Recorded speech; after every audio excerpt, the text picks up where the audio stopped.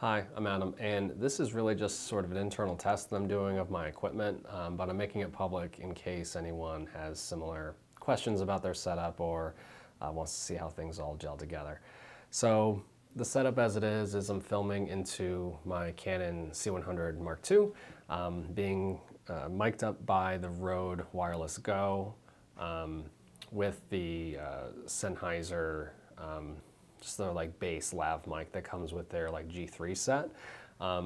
The gain level on the Rode Go is at its lowest level, and the input level on the C100 Mark II is at like 35, and I'm going into the 3.5mm jack there.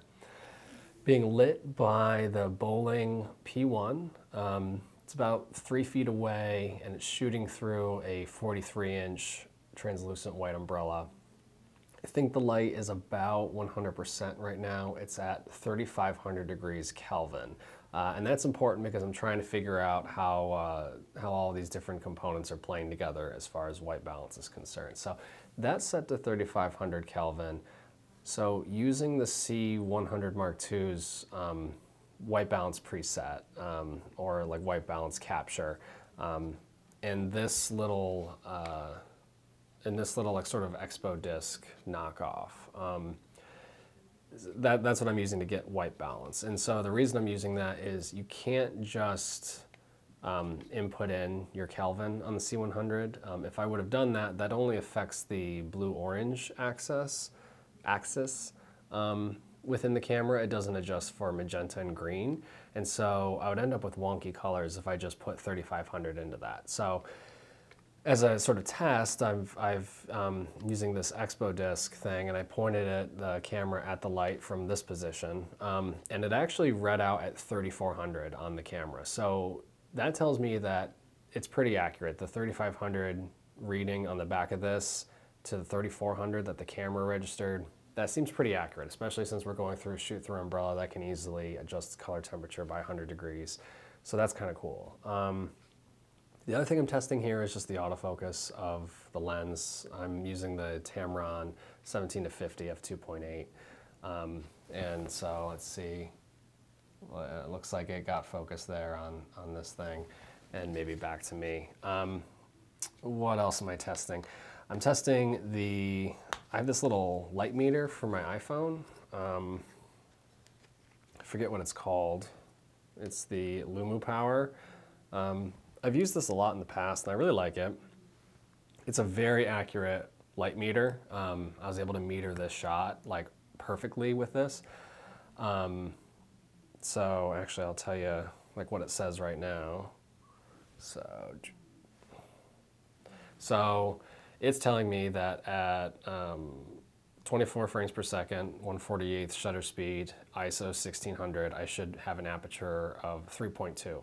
which is exactly what my camera is set to. It's accurate. Like I know that it's an accurate reading. I've had a lot of good experience with this in the past. The other thing it does is it is a color meter, and this is where it's a little bit less accurate.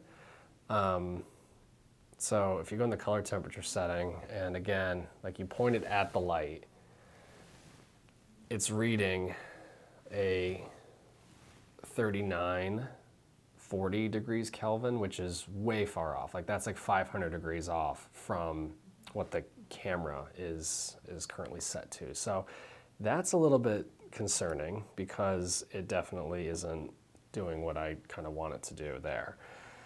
So that's something I'll need to test a little bit more. Let's see what else.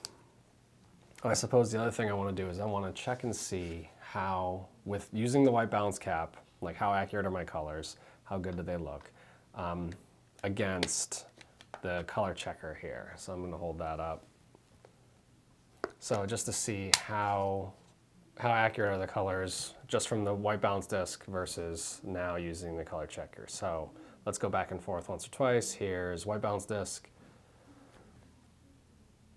and here's ColorChecker. And I'll probably just leave it on ColorChecker for the rest of the video so we can see that comparison. But all in, this is a decent setup. There's no real light coming in this room. It's just an office. There is a window of the office that goes out into kind of the hallway area. So there's probably a little bit of light spilling in, but not a ton. So all of the light is coming from the Boling P1 right now. I wouldn't say this is a preferable setup.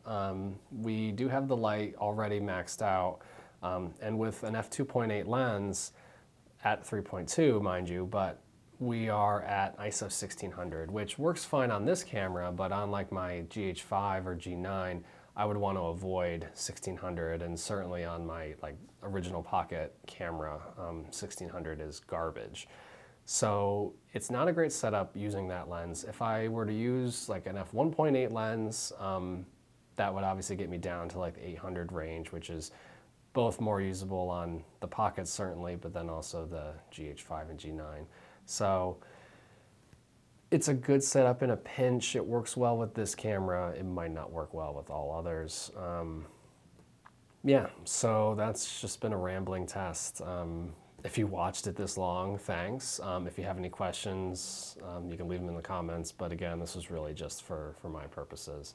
Oh, the other thing I'm probably going to test with this is potentially the super scale function in Resolve.